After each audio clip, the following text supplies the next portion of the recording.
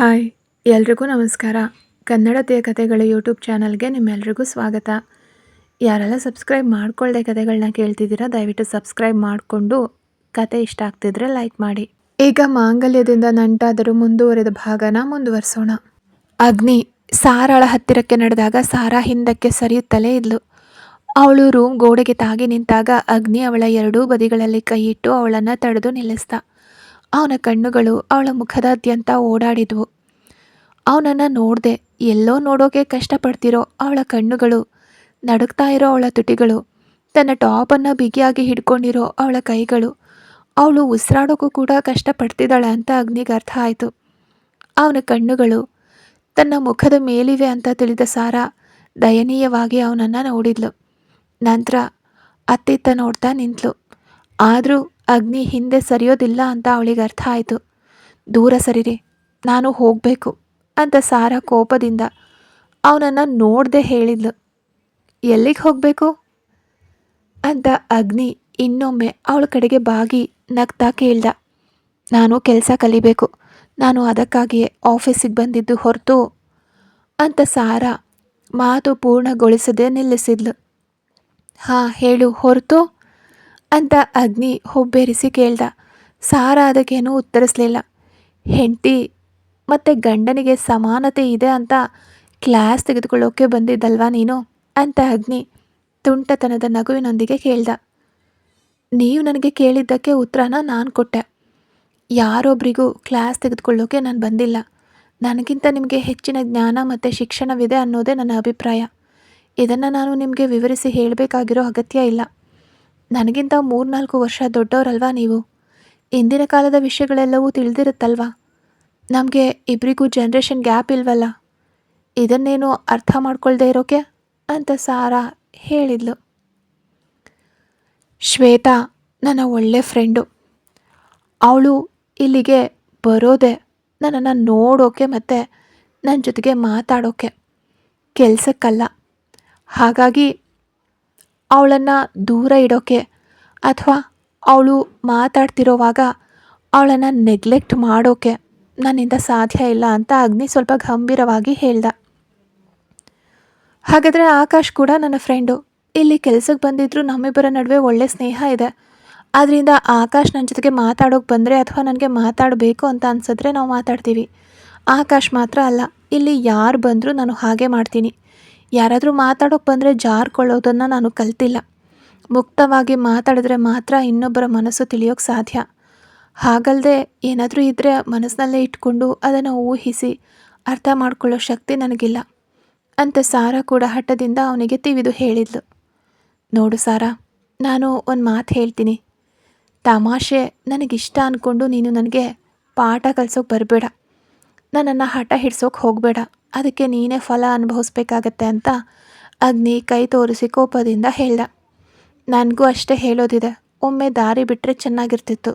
ನಾನು ಇಲ್ಲಿಗೆ ಬಂದಿದ್ದು ನಿಮ್ಮ ವೀರಾವೇಶದ ಮಾತುಗಳನ್ನು ಕೇಳೋಕ್ಕಲ್ಲ. ನನ್ನನ್ನು ಕೆಲಸ ಕಲಿಸೋಕೆ ಪಾಪ ಕಳಿಸಿದ್ದು, ಕ್ಲಾಸ್ ತೆಗೆದುಕೊಳ್ಳೋದನ್ನು ಕೇಳ್ತಾ ನಿಲ್ಲೋಕ್ಕಲ್ಲ ಅಂತ ಸಾರಾ ಕೋಪದಿಂದ ಹೇಳಿದಾಗ ಅಗ್ನಿ ಅವಳಿಂದ ದೂರವಾದ. ಈಗ ನಾನು ಏನು ಮಾಡಬೇಕು ಅಂತ ಸಾರಾ ಸ್ವಲ್ಪ ಗಂಭೀರವಾಗಿ ಕೇಳಿದ್ಲು. ನೀನು ಏನಾದರೂ ಮಾಡು, ಅದಕ್ಕೆ ನಾನು ಯಾಕೆ ಬೇಕು? ಅಗ್ನಿ ಹೇಳ್ತಲೇ ತನ್ನ ಸೀಟಿಗೆ ಹೋಗಿ ಕೂತ್ಕೊಂಡ. ಸರಿ, ಹಾಗಾದರೆ ನಾನು ಹೋಗಿ ಸ್ಟಾಫ್ನ ಪರಿಚಯ ಮಾಡ್ಕೊಂಡು ಬರ್ತೀನಿ. ಏನೇ ಆದರೂ ಇನ್ನು ಮುಂದೆ ಆಫೀಸಿಗೆ ನಾನು ಬರ್ತೀನಲ್ವಾ. ಎಲ್ಲರ ಹೆಸರು ಮತ್ತು ಡೀಟೇಲ್ಸ್ ತಿಳ್ಕೊಂಡ್ರೆ ತಪ್ಪೇನಿಲ್ವಲ್ಲ. ನಾನು ಅಲ್ಲಿಗೆ ಹೋಗಿ ಬರ್ತೀನಿ. ಹೀಗೆ ಮುಖ ಊದ್ಕೊಂಡು ನಿಂತವರಿಗಿಂತ ಅವರೆಲ್ಲ ಎಷ್ಟೋ ಉತ್ತಮ. ಕನಿಷ್ಠ ಪಕ್ಷ ಮಾತಾಡ್ತಾ ಕೂತ್ಕೋಬಹುದು. ಇಲ್ದಿದ್ರೆ ಸಂಜೆವರೆಗೆ ನಾನಿಲ್ಲಿ ಯಾರ ಜೊತೆಗೂ ಮಾತಾಡದೆ ಕೂತ್ಕೋಬೇಕಾಗತ್ತೆ ಅಂತ ಸಾರಾ ಹೇಳ್ತಾಳೆ. ಕ್ಯಾಬಿನ್ ಬಾಗಿಲು ತೆರೆದು ಹೊರಗಡೆಗೆ ಬಂದಾಗ ಅಗ್ನಿ ಅವಳು ಹೋಗ್ತಾ ಇರೋದನ್ನೇ ನೋಡ್ತಾ ಕೂತಿದ್ದ. ಸಾರಾ ನಗ್ತಾ ಸ್ಟಾಫ್ಗಳ ಬಳಿಗೆ ಹೋದ್ಲು. ಹಾಯ್ ಅಂದ್ಲು ಅವಳು. ಕೆಲಸ ಮಾಡ್ತಿದ್ದ ಎಲ್ಲರನ್ನ ನೋಡಿ ಸಾರಾ ಹಾಯ್ ಅಂದ ತಕ್ಷಣ ಎಲ್ಲರೂ ಅವಳನ್ನು ತಲೆ ಎತ್ತಿ ಸಂದೇಹದಿಂದ ನೋಡಿದರು. ನಾನು ಸಾರಾ, ನಿಮ್ಮ MD ಅವರ ಹೆಂಡತಿ ಅಂತ ಸಾರಾ ನಗ್ತಾ ಹೇಳಿದ ತಕ್ಷಣ ಆ ಹುಡುಗರೆಲ್ಲ ಕೂತಿದ್ದ ಕಡೆಯಿಂದ ಎದ್ದು ನಿಂತರು. ಹಾಯ್ ಮ್ಯಾಮ್ ಅಂತ ಒಬ್ಬ ಹೇಳ್ದ. ಹಾಯ್, ನಿಮ್ಮ ಹೆಸರೇನು ಅಂತ ಸಾರಾ ನಗ್ತಾ ಕೇಳಿದ್ಲು. ವಿನಯ್ ಅಂತ ಹೇಳ್ದ ಅವನು. ಮ್ಯಾಮ್, ನಾನು ಅರುಣ್ ಅಂತ ಮತ್ತೊಬ್ಬ ಹೇಳ್ದ. ಮ್ಯಾಮ್, ನಾನು ಕೃಷ್ಣ ಅಂತ ಮತ್ತೊಬ್ಬ ಹೇಳ್ದ. ಹಾಗೆ ಹುಡುಗರೆಲ್ಲರೂ ತಮ್ಮ ತಮ್ಮ ಹೆಸರುಗಳನ್ನು ಹೇಳ್ತಿದ್ರು. ಎಲ್ಲರನ್ನೂ ಪರಿಚಯ ಮಾಡ್ಕೊಳ್ಳೋಕ್ಕೆ ಸಾಧ್ಯವಾದದ್ದು ಸಂತೋಷ. ನಾನು ನಿಮ್ಮೆಲ್ಲರನ್ನೂ ಪರಿಚಯ ಮಾಡ್ಕೊಳ್ಳೋಕೆ ಬಂದದ್ದು, ಇನ್ನು ಮುಂದೆ ಈ ಆಫೀಸ್ನಲ್ಲಿ ನಾನು ಇರ್ತೀನಿ ಅಂತ ಸಾರಾ ನಗ್ತಾ ಹೇಳಿದ್ಲು. ಮ್ಯಾಮ್ ಎಷ್ಟು ಕೂಲ್ ಆಗಿದ್ದಾರೆ, ನಿಜವಾಗ್ಲೂ ಹೇಳಬೇಕಂದ್ರೆ ಈಗ ಒಳ್ಳೆ ಫ್ರೆಂಡ್ಲಿ ವಾತಾವರಣದಂತೆ ಅನ್ನಿಸ್ತಿದೆ ಅಂತ ವಿನಯ್ ನಗ್ತಾ ಹೇಳ್ದ. ಅದನ್ನು ಕೇಳಿ ಎಲ್ಲರೂ ನಕ್ಕರು. ಮ್ಯಾಮ್, ನಿಮ್ಮ ನಗು ನೋಡೋಕ್ಕೆ ತುಂಬ ಚೆನ್ನಾಗಿದೆ ಅಂತ ಕೃಷ್ಣ ಹೇಳಿದಾಗ ಸಾರಾ ಮುಗುಳ್ನಕ್ಳು. ಅಜಯ್ ಎಲ್ಲಿದ್ದಾನೆ? ಅವರ ಗುಂಪಿನಲ್ಲಿ ಅಜಯ್ ಕಾಣಿಸ್ತಾ ಇದ್ದಾಗ ಸಾರಾ ಸಂದೇಹದಿಂದ ಕೇಳಿದ್ಲು.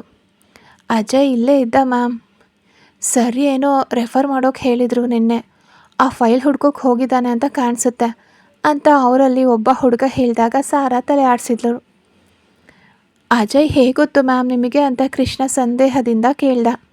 ಕಾಲೇಜ್ನಲ್ಲಿ ನನ್ನ ಫ್ರೆಂಡ್ ಆಗಿದ್ದ, ಇಲ್ಲಿಗೆ ಬಂದಾಗಲಷ್ಟೇ ಗೊತ್ತಾಗಿದ್ದು ಅವನು ಇಲ್ಲಿ ಕೆಲಸಕ್ಕೆ ಸೇರಿದ್ದಾನೆ ಅಂತ ಸಾರಾ ನಗ್ತಾ ಹೇಳಿದ್ಲು. ಮ್ಯಾಮ್, ಸರ್ ಇಲ್ಲಿವರೆಗೆ ನಮಗೆ ಮದುವೆ ಪಾರ್ಟಿನೇ ಕೊಟ್ಟಿಲ್ಲ, ಸಾಧ್ಯ ಆದರೆ ಸರ್ ಬಳಿ ಒಮ್ಮೆ ಮಾತಾಡಿ ಅಂತ ಕೃಷ್ಣ ನಕ್ಕ. ನಾನು ಹೇಳ್ತೀನಿ, ಆದರೂ ನಿಮ್ಮಲ್ಲಿ ಯಾರನ್ನು ಮದುವೆಯಲ್ಲಿ ನೋಡಿರಲಿಲ್ವಲ್ಲ, ನೀವು ಯಾರೂ ಮದುವೆಗೆ ಬಂದಿರಲಿಲ್ವಾ ಅಂತ ಸಾರಾ ಸಂದೇಹದಿಂದ ಕೇಳಿದ್ಲು. ಕರೆದ್ರೆ ಅಲ್ವಾ ಮ್ಯಾಮ್ ಬರೋಕ್ಕೆ ನಾವು ಸಾಧ್ಯವಿರೋದು, ಅವತ್ತು ನಮಗೆ ಲೀವ್ ತೆಗೆದುಕೊಳ್ಳೋಕೆ ಹೇಳಿದರೆ ಹೊರತು ಮದುವೆಗೆ ಬನ್ನಿ ಅಂತ ಏನು ಹೇಳಲಿಲ್ಲ ಅಂತ ಸುಹಾಸ್ ನಗ್ತಾ ಹೇಳ್ದ. ಹೌದಾ, ಪರವಾಗಿಲ್ಲ, ಪಾರ್ಟಿನ ನಾವು ಅದ್ಧೂರಿಯಾಗಿ ಮಾಡೋಣ ಅಂತ ಸಾರಾ ಕೂಡ ನಕ್ಲು. ಅಷ್ಟರಲ್ಲಿ ಅಜಯ್ ಕೂಡ ಅಲ್ಲಿಗೆ ಬಂದ. ಏನಾಗ್ತಿದೆ ಅಲ್ಲಿ ಮೇಡಮ್, ಇವರನ್ನೆಲ್ಲ ಪರಿಚಯ ಮಾಡ್ಕೊಳ್ಳೋಕೆ ಬಂದಿದ್ದೀರಾ ಅಂತ ಅಜಯ್ ನಗ್ತಾ ಕೇಳ್ದ. ಏನೇ ಆದರೂ ಇನ್ನು ಮುಂದೆ ಆಫೀಸಿಗೆ ನಾನು ಪ್ರತಿದಿನ ಬರೋಳಲ್ವಾ, ಹಾಗಾಗಿ ಇವರನ್ನೆಲ್ಲ ಪರಿಚಯ ಮಾಡ್ಕೊಳ್ಳೋಣ ಅಂದ್ಕೊಂಡೆ ಅಂತ ಸಾರಾ ಕೂಡ ನಗ್ತಾ ಹೇಳಿದ್ಲು. ಅದು ಒಳ್ಳೆಯ ವಿಷಯನೇ ಅಂತ ಅಜಯ್ ಕೂಡ ನಕ್ಕ. ನಿಮ್ಮೆಲ್ರಿಗೂ ಒಂದು ವಿಷಯ ಗೊತ್ತಾ, ನಮ್ಮ ಕ್ಲಾಸ್ನ ಟಾಪರ್ ಆಗಿದ್ದವಳು ಸಾರಾ. ನಿಜ ಹೇಳಬೇಕು ಅಂದರೆ ಎಕ್ಸಾಮ್ ಬಂದರೆ ಸಾಕು, ನಾನು ಯಾವಾಗಲೂ ಇವಳ ಹತ್ರನೇ ಹೋಗ್ತಿದ್ದೆ. ಎಕ್ಸಾಮ್ ದಿನ ಬೆಳಗ್ಗೆ ಇವಳು ನನಗೆ ಹೇಳ್ಕೊಡೋ ಪ್ರಶ್ನೆಗಳು ಮಾತ್ರವೇ ಕ್ವೆಶನ್ ಪೇಪರ್ನಲ್ಲಿ ಕೇಳ್ತಿದ್ರು. ನಿಜವಾಗ್ಲೂ ಇದೊಂದು ಅಚ್ಚರಿ ನನಗೆ. ಅದರಿಂದ ಪ್ರತಿ ಎಕ್ಸಾಮಿನ ದಿನ ಬೆಳಗ್ಗೆ ನಾನು ಇವಳ ಬಳಿನೇ ಹೋಗ್ತಿದ್ದೆ. ಇವಳು ನನಗೆ ಪುಸ್ತಕದಿಂದ ಮುಖ್ಯವಾದ ವಿಷಯಗಳನ್ನೆಲ್ಲ ಹೇಳ್ಕೊಡ್ತಿದ್ಲು. ಅದನ್ನು ಮಾತ್ರ ಓದ್ಕೊಂಡು ನಾನು ಎಕ್ಸಾಮ್ ಹಾಲ್ಗೆ ಹೋಗ್ತಿದ್ದೆ. ಕರೆಕ್ಟಾಗಿ ಅದೇ ಎಕ್ಸಾಮಿಗೆ ಪ್ರಶ್ನೆಗಳನ್ನ ಕೇಳ್ತಿದ್ರು. ಅಜಯ್ ನಗ್ತಾ ಹೇಳಿದಾಗ ಸಾರಾ ತುಂಟತನದಿಂದ ಅವನನ್ನು ನೋಡಿದ್ಲು. ಹೌದಾ ಮ್ಯಾಮ್, ಹಾಗಾ ಅಂತ ಗುಂಪಿನಲ್ಲಿದ್ದ ಒಬ್ಬ ಹುಡುಗ ಸಂದೇಹದಿಂದ ಕೇಳ್ದ. ಹಾಗೇನೂ ಇಲ್ಲ, ನಿಜ ಹೇಳಬೇಕು ಅಂದರೆ ನಾನು ಮುಖ್ಯವಾದ ಪ್ರಶ್ನೆಗಳನ್ನು ಮಾತ್ರ ಎಕ್ಸಾಮಿಗೆ ಓದ್ಕೊಳ್ಳೋದು. ನಾನು ಓದ್ಕೊಳ್ಳೋ ಪ್ರಶ್ನೆಗಳನ್ನು ಇವನು ಕೇಳಿದಾಗ ನಾನು ಹೇಳ್ಕೊಡ್ತಿದ್ದೆ. ಏನೋ ದೇವ್ರ ದಯೆಯಿಂದ ಎಕ್ಸಾಮಿಗೆ ಅದೇ ಕ್ವೆಶನ್ಸು ಹೆಚ್ಚಿಗೆ ಬರ್ತಿದ್ವು. ಅದರಿಂದ ನಾವು ಅದ್ರ ಮೇಲೆ ಗಮನ ಹರಿಸಿ ಬರೆಯೋಕ್ಕೆ ಸಾಧ್ಯ ಆಗ್ತಿತ್ತು ಅಷ್ಟೇ ಹೊರತು ಇವನು ಹೇಳುವಂತೆ ಏನೂ ಇಲ್ಲ ಅಂತ ಸಾರಾ ನಗ್ತಾ ಹೇಳಿದ್ಲು. ಅಷ್ಟರಲ್ಲೇ ಮ್ಯಾಮ್ ನೋಡಿ ಸರ್ ಅಂತ ಕೃಷ್ಣ ಮುಂದಕ್ಕೆ ನೋಡಿ ಹೇಳಿದಾಗ ಸಾರಾ ಹಿಂದೆ ತಿರುಗಿ ನೋಡಿದ್ಲು. ಕೈಗಳನ್ನು ಎದೆ ಮೇಲೆ ಕಟ್ಕೊಂಡು ಅವಳನ್ನೇ ನೋಡ್ತಾ ನಿಂತಿದ್ದಾನೆ ಅಗ್ನಿ. ಅವನ ತುಟಿಯಲ್ಲಿ ನಗು ಇಲ್ಲ, ಮುಖದಲ್ಲಿ ಸ್ವಲ್ಪ ಕೋಪ ಮಾತ್ರ ಇದೆ. ಸರ್ ಕೋಪದಲ್ಲಿದ್ದಾರಾ ಮ್ಯಾಮ್? ನಮ್ಮ ಜೊತೆಗೆ ಮಾತಾಡ್ತಿರೋದು ಸರ್ಗೆ ಇಷ್ಟ ಆಗೋದಿಲ್ಲ ಅಂತ ಕಾಣಿಸುತ್ತೆ ಅಂತ ವಿನಯ್ ನಗ್ತಾ ಮೆಲ್ಲನೆ ಕೇಳ್ದ. ಅವ್ರಿಗೆ ಆ ಥರ ಏನಿಲ್ಲ, ನಾನು ನಿಮ್ಮನ್ನು ಪರಿಚಯ ಮಾಡ್ಕೊಳ್ಳೋಕೆ ಬರ್ತಿದ್ದೀನಿ ಅಂತ ಹೇಳೇ ಬಂದಿದ್ದು ಅಂತ ಸಾರಾ ಅವನ ಕಡೆಗೆ ನೋಡಿ ಹೇಳಿದ್ಲು. ಸರಿ, ಹಾಗಾದರೆ ನಾನು ಅಲ್ಲಿಗೆ ಹೋಗ್ತೀನಿ, ನೀವು ನಿಮ್ಮ ಕೆಲಸ ಮಾಡಿ. ಇನ್ನು ಮುಂದೆ ನನ್ನ ಕಾರಣದಿಂದ ಸರ್ ನಿಮ್ಮನ್ನು ಬೈಬಾರ್ದು ಅಂತ ಸಾರಾ ನಗ್ತಾ ಹೇಳಿದಾಗ ಎಲ್ಲರೂ ಒಮ್ಮೆ ನಗ್ತಾ ತಮ್ಮ ತಮ್ಮ ಸೀಟ್ನಲ್ಲಿ ಹೋಗಿ ಕೂತ್ಕೊಂಡ್ರು.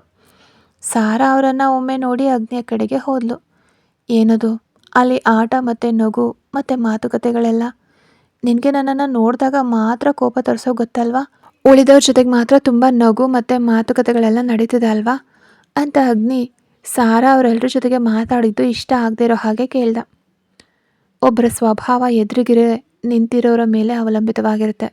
ನಾನು ಅವ್ರ ಜೊತೆಗೆ ಹಾಗಿದ್ರು, ಅಗ್ನಿ ಬಳಿ ಹೀಗೆ ನಿಂತಿದ್ರು, ಅದಕ್ಕೆ ಕಾರಣ ಯಾರು? ಅಗ್ನಿ ಅವರು ಸ್ವತಃ ಅಂತ ಸಾರಾ ಹೇಳ್ತಲೇ ಅವನ ರೂಮ್ ಬಾಗಿಲು ತೆರೆದು ಒಳಗಡೆ ಹೋದ್ಲು. ಅವಳ ಹಿಂದೆಯೇ ಅಗ್ನಿ ಕೂಡ ಹೋದ. ಹೌದು, ನನಗೆ ಒಂದು ವಿಷಯ ಹೇಳೋದಿದೆ. ಅಗ್ನಿ ಒಳಗಡೆ ಬಂದು ಕಾಲಿಡ್ತಿದ್ದಂತೆ ಸಾರಾ ತಿರುಗಿ ನಿಂತು ಹೇಳಿದ್ಲು. ಏನದು ಅಂತ ಅಗ್ನಿ ಸ್ವಲ್ಪ ಗಂಭೀರವಾಗಿ ಕೇಳ್ದ. ಅವರೆಲ್ಲರೂ ಯಾಕೆ ನಮ್ಮ ಮದುವೆ ಕರೀಲಿಲ್ಲ ಅಂತ ಸಾರಾ ಸಂದೇಹದಿಂದ ಹುಬ್ಬೇರಿಸಿ ಕೇಳಿದ್ಲು ಅಗ್ನಿಗೆ. ನಮ್ಮ ಮದುವೆಗೆ ನನಗೆ ತಿಳಿದಿರೋ ಯಾರೂ ಬರಲಿಲ್ಲ. ನನ್ನ ಫ್ರೆಂಡ್ಸ್ ಕೂಡ ಬರಲಿಲ್ಲ. ಇನ್ನು ನನ್ನ ಆಫೀಸ್‌ನ ಸಾಮಾನ್ಯ ಸ್ಟಾಫ್‌ಗಳನ್ನು ನಾನು ಕರೆಯೋಕ್ಕೆ ಹೋಗ್ತೀನಾ ಅಂತ ಅಗ್ನಿ ಹೀಯಾಳಿಕೆಯಿಂದ ಹೇಳ್ದ. ಓಹ್! ಹೌದಾ? ಅದು ಸರಿ. ಮದುವೆಗೆ ಯಾರೋ ಬಂದು ನಿಂತಿರೋ ಹಾಗೆ ಅಲ್ವಾ ನನ್ನ ಹತ್ರ ಬಂದು ನಿಂತಿದ್ದು ನೀವು. ಮದುವೆಯಲ್ಲಿ ಮುಖ ಊದ್ಕೊಂಡು ಕಣಜ ಕಚ್ಚಿದಂತೆ ಒಂದು ರೀತಿ ಹುಲಿ ಥರ ಇದ್ರಿ. ನಗಲಿಲ್ಲ, ಮಾತಾಡಲಿಲ್ಲ, ಏನು ಹೇಳಲೂ ಇಲ್ಲ. ಮುಖ ಊದ್ಕೊಂಡು ಉಳಿದವರು ಒತ್ತಾಯಿಸಿ ಮದುವೆ ಮಾಡಿಸ್ತಿರುವಂತೆ ಒಳ್ಳೆ ಮುದುಕನ ಥರ. ಆದರೂ ಮದುವೆಗೆ ಸ್ವಂತ ನಿರ್ಧಾರ ತೆಗೆದುಕೊಳ್ಳೋಕ್ಕೆ ತಿಳಿಯೋದಿಲ್ಲ. ಮದುವೆ ಇಷ್ಟವಿಲ್ಲದಿದ್ದರೆ ಇಷ್ಟ ಇಲ್ಲ ಅಂತ ಮುಕ್ತವಾಗಿ ಹೇಳಬೇಕು.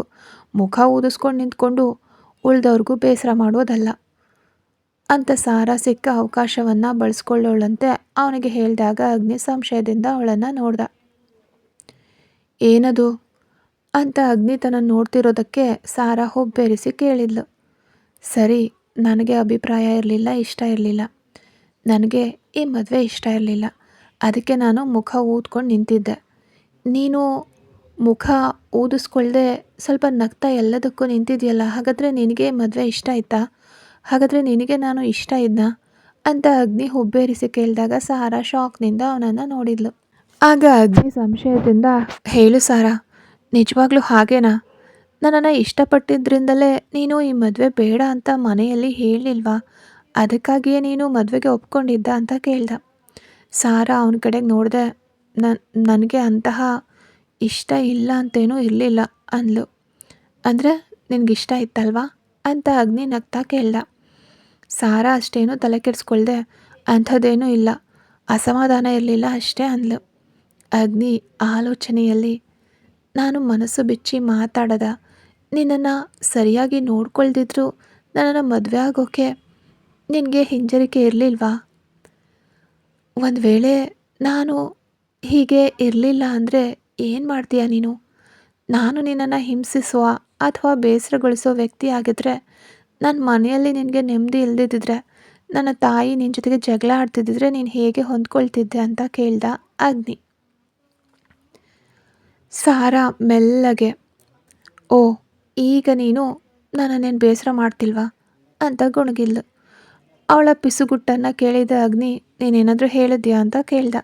ಆಗ ಸಾರಾ ಗಂಭೀರವಾಗಿ, ಅಗ್ನಿ, ಮೊದಲು ನೀವು ಒಂದು ವಿಷಯ ಅರ್ಥ ಮಾಡ್ಕೋಬೇಕು. ನಾವು ಹೆಣ್ಮಕ್ಳು ಬಹಳಷ್ಟು ಆಸೆ ಮತ್ತು ಕನಸುಗಳ ಜೊತೆಗೆ ಮದುವೆ ಜೀವನಕ್ಕೆ ಕಾಲಿಡ್ತೀವಿ. ಒಬ್ಬ ಹುಡುಗ ಬಂದು ನಮ್ಮನ್ನು ನೋಡಿ ಇಷ್ಟಪಟ್ಟರೆ ಅಂದಿನಿಂದಲೇ ನಾವು ನಮ್ಮ ಜೀವನದ ಬಗ್ಗೆ ಕನಸು ಕಾಣೋಕ್ಕೆ ಶುರು ಮಾಡ್ತೀವಿ. ಮದುವೆ ಆಗೋ ಪುರುಷ ನಮ್ಮನ್ನು ಅರ್ಥ ಮಾಡ್ಕೊಳ್ತಾನೆ, ಪ್ರೀತಿಸ್ತಾನೆ, ಚೆನ್ನಾಗಿ ನೋಡ್ಕೊಳ್ತಾನೆ ಅಂತ ಭಾವಿಸ್ತೀವಿ. ಹೆಣ್ಮಕ್ಳು ಹೆಚ್ಚಾಗಿ ತಮ್ಮ ತಂದೆಯ ಮುದ್ದಿನ ಮಗಳಾಗಿರ್ತಾರೆ. ಹಾಗಾಗಿ ಮದುವೆ ಆಗೋರು ತನ್ನ ತಂದೆಯಂತೆ ಇರಬೇಕು ಅಂತ ಆಶಿಸ್ತಾರೆ. ನೀವು ಕೆಲವು ಬಾರಿ ಇದನ್ನು ಯೋಚಿಸೋದೇ ಇಲ್ಲ. ಆದರೆ ನಾವು ನಿಮ್ಮನ್ನು ಹೇಗೆ ಪ್ರೀತಿಸಬೇಕು ಅಂತ ಕೂಡ ಕನಸು ಕಾಣ್ತೀವಿ. ಮದುವೆ ನಂತರ ಅವೆಲ್ಲವೂ ನಮಗೆ ಸಿಗುತ್ತೆ ಅಂತ ಹೇಳೋಕ್ಕಾಗೋದಿಲ್ಲ. ಆಗ ನಾವು ಏನು ಮಾಡ್ತೀವಿ ಅಂದರೆ, ಸಿಕ್ಕ ಜೀವನದಲ್ಲಿ ತೃಪ್ತರಾಗ್ತೀವಿ. ಅಲ್ಲಿ ಸಂತೋಷವನ್ನು ಕಂಡುಕೊಳ್ಳೋಕೆ ಪ್ರಯತ್ನಿಸ್ತೀವಿ. ಅದಕ್ಕೊಂದು ವಿಶೇಷವಾದ ಶಕ್ತಿ ಹೆಣ್ಣು ಮಕ್ಕಳಿಗೆ ಇದೆ. ಹಾಗಂತ ಎಲ್ಲವನ್ನ ಸಹಿಸ್ತೀವಿ ಅಂತ ಅಲ್ಲ. ಇರೋ ಪರಿಸ್ಥಿತಿಯಲ್ಲಿ ಸಂತೋಷವನ್ನು ಹುಡುಕ್ತೀವಿ. ನಮ್ಮ ಆಸೆಗಳನ್ನು ಮರೆತು ಬಿಡ್ತೀವಿ. ತವ್ರ ಮನೆಯಲ್ಲಿ ಇದ್ದಂತೆ ಅತ್ತೆ ಮನೆಯಲ್ಲಿರೋಕ್ಕೆ ಸಾಧ್ಯ ಇಲ್ಲ. ಇದಕ್ಕೆ ಬಹುಶಃ ನೀವು ಲೇವಡಿ ಮಾಡಬಹುದು. ಹೆಚ್ಚೇನು ಹೇಳಲಿ ನಾನು, ಊಟ ಮಾಡೋ ರೀತಿ ಕೂಡ ಎರಡೂ ಮನೆಗಳಲ್ಲಿ ಬೇರೆಯಾಗಿರುತ್ತೆ. ತವ್ರ ಮನೆಯಲ್ಲಿ ಅಮ್ಮನ ಕೈಯಿಂದ ಮಾಡಿದ ಅಡುಗೆ ರುಚಿಯೇ ಬೇರೆ. ಅಗ್ನಿ, ನೀವು ನಮ್ಮ ಮನೆಗೆ ಬಂದು 3 ದಿನ ಇದ್ರಲ್ವಾ? ನಿಮ್ಮ ಮನೆಯಲ್ಲಿ ಸಿಗೋ ಸ್ವಾತಂತ್ರ್ಯ ನಮ್ಮ ಮನೆಯಲ್ಲಿ ಸಿಗ್ತಾ? ಕನಿಷ್ಠ 1 ದಿನವಿದ್ರೂ ನಿಮಗೆ ಅಲ್ಲಿ ಆರಾಮಾಗಿರೋಕ್ಕೆ ಸಾಧ್ಯ ಆಯಿತಾ? ಆದರೆ ನಾವು ಹೆಣ್ಮಕ್ಳು ಜೀವನ ಪೂರ್ತಿ ನಿಮ್ಮ ಮನೆಯಲ್ಲಿ ಹೊಂದ್ಕೊಂಡಿರ್ಬೇಕಲ್ವ? ಅದ್ರ ಮೇಲೆ ಅತ್ತೆಯರು ಕಿರುಕುಳ ನೀಡೋರಾಗಿದ್ರಂತೂ ಕೇಳೋದೇ ಬೇಡ. ಅದನ್ನು ನಾವು ಸಹಿಸ್ಕೊಳ್ತೀವಿ. ಅದು ಮಿತಿ ಮೀರಿದಾಗ ಮಾತ್ರವೇ ನಾವು ಪ್ರತಿಕ್ರಿಯಿಸೋಕ್ಕೆ ಶುರು ಮಾಡ್ತೀವಿ.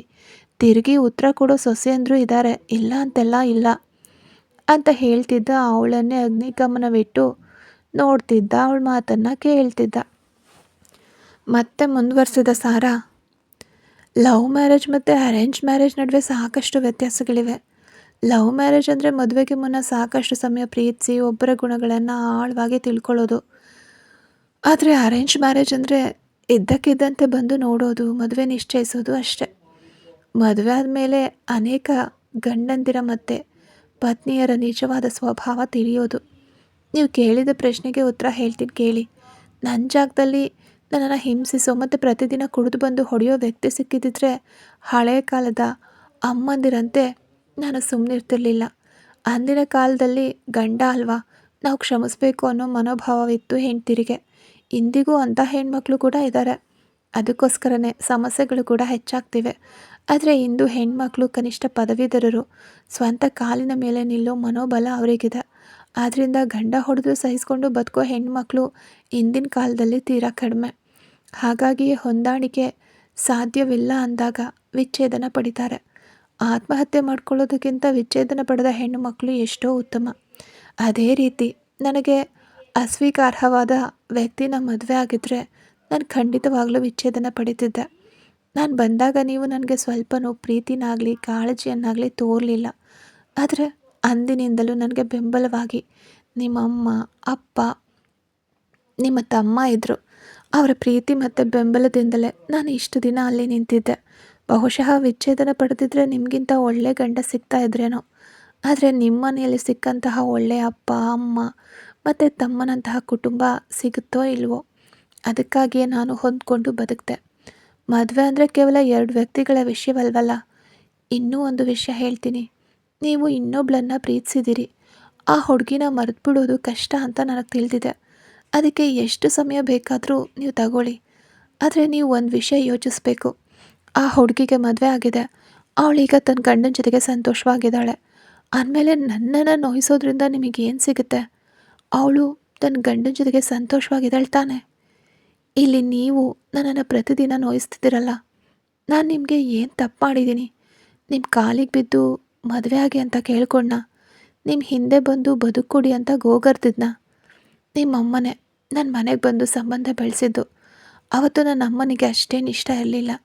ಯಾಕೆಂದರೆ ನೀವು ಬೇರೆ ಹುಡುಗಿನ ಪ್ರೀತಿಸ್ತಿದ್ದೀರಿ ಅಂತ ಆಂಟಿ ಮೂಲಕ ನಮಗೆ ತಿಳಿದಿತ್ತು. ಆದರೆ ನೀವು ನನ್ನನ್ನು ನೋಡೋಕೆ ಬಂದಾಗ ಮದುವೆಗೆ ನಿಮ್ಮ ಆಸಕ್ತಿ ಇರಬಹುದು ಅಂತ ಅಮ್ಮಂಗೆ ಅನ್ನಿಸ್ತು. ಅದಕ್ಕೆ ಅವರು ಮದುವೆಗೆ ಒಪ್ಪಿದ್ರು.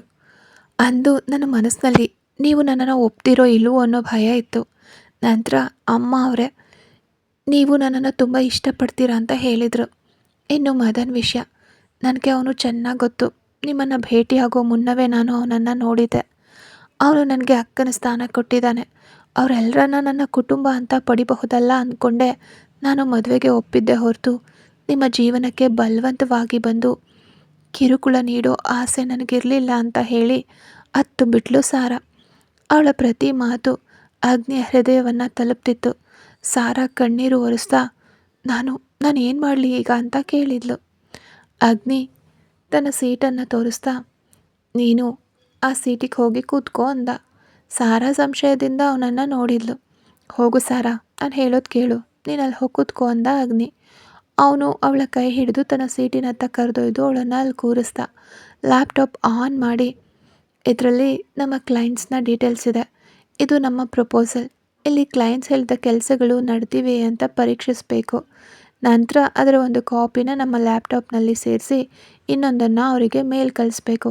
ಅರ್ಥ ಆಯ್ತಾ ಅಂತ ತುಂಬ ಕೂಲಾಗಿ ಕೇಳ್ದ ಅಗ್ನಿ. ಸಾರಾ ಕೂಡ ತಲೆ ಅಲ್ಗಾಡ್ಸಿದ್ಲು. ಅಗ್ನಿ ನಗ್ತಾ ಅಲ್ಲಿಂದ ಹೋಗೋಕ್ಕೆ ಶುರು ಮಾಡಿದಾಗ ಸಾರಾ ಅವನ ಕೈ ಹಿಡಿದು ಎಲ್ಲಿಗೆ ಹೋಗ್ತಿದ್ದೀರಾ ಅಂತ ಕೇಳಿದ್ಲು. ಅಗ್ನಿ ಕಣ್ಣು ಮಿಟುಕಿಸಿ ನಗ್ತಾ ಸನ್ನೆ ಮಾಡ್ದ. ಕತೆ ಮುಂದುವರಿಯುತ್ತೆ. ಯಾರೆಲ್ಲ ಸಬ್ಸ್ಕ್ರೈಬ್ ಮಾಡಿಕೊಳ್ಳದೆ ಕತೆಗಳನ್ನು ಕೇಳ್ತಿದ್ದೀರಾ ದಯವಿಟ್ಟು ಸಬ್ಸ್ಕ್ರೈಬ್ ಮಾಡಿಕೊಂಡು ಕತೆಗಳನ್ನು ಕೇಳಿ.